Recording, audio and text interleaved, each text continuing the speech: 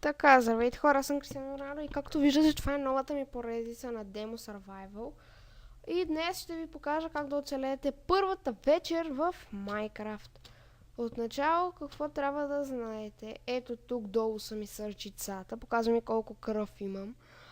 Долу са ми бучетата, когато отгладнеят, че трябва да ям. След това тези фанелки или както искате го наречете, са за бронята колко ви трябва. Аз съм си сложил една броня. И така. Това отдолу зеленото, което е кой левел си. И ми показва 11, значи аз съм 11 левел, защото отдавна го играя. И сега първото, което трябва да направите, да намерите дърва. Трябва да изкопаете поне едно дърво, за да може да оцелеете. След това избирате си място, където е като на равнище. Аз избирам ето тук ще е идеално. И си правите своята дупка, която ще пренощувате, нали? Ето така. Както виждате, камъка не може да се счупи. Затова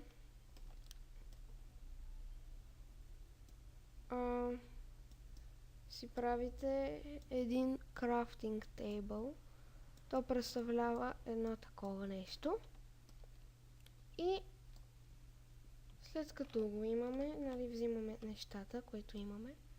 Ето така разрушаване и го поставяме. След което ето така правим.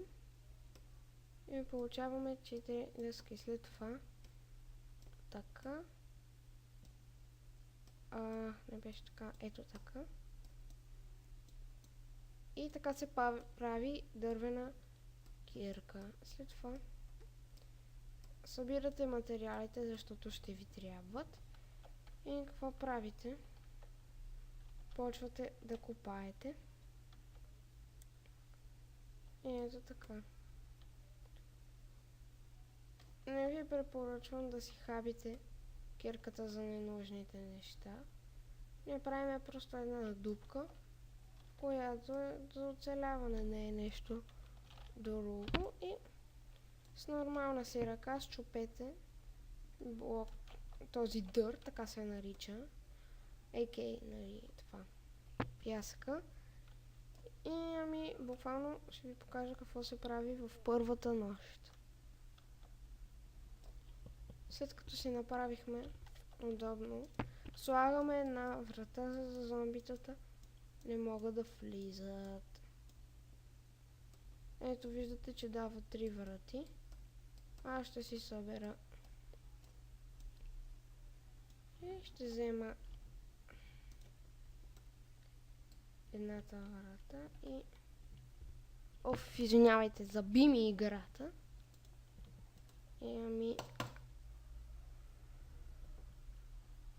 И така, заби ми. И ето, слагаме една врата, за да не може да дойдат. След това поставяме тук. Взимаме кирката, защото сега не ми се хаби нещо друго. И отиваме да намираме овци. Докато още не се е стъмнило. Овците ще са ни за...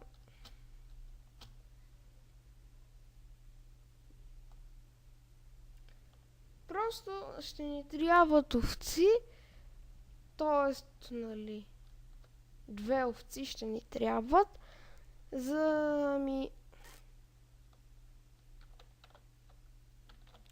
Ето, тук има, само да шупя тия неща и да влезна вътре.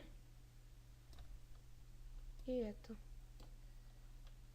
Вече имаме 2, но ще ни трябва още една, за да станат 3. Затова по най-бързия начин, докато то още не се е стъмнило, трябва да потърсим още една.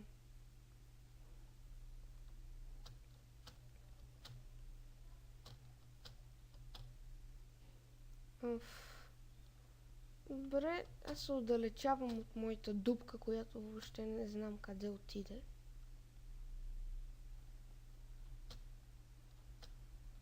И затова ще се върна. Да, къде отиде? Ето дървото, което изкопах, но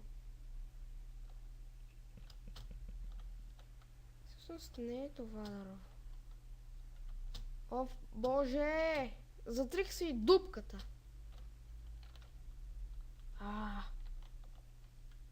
Мразя като става така.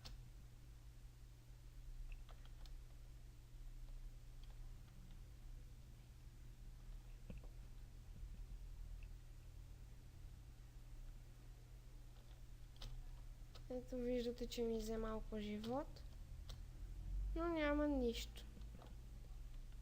Добре, да оставете дупките. Ще пренощуваме, ето тук ще си направя един подслон.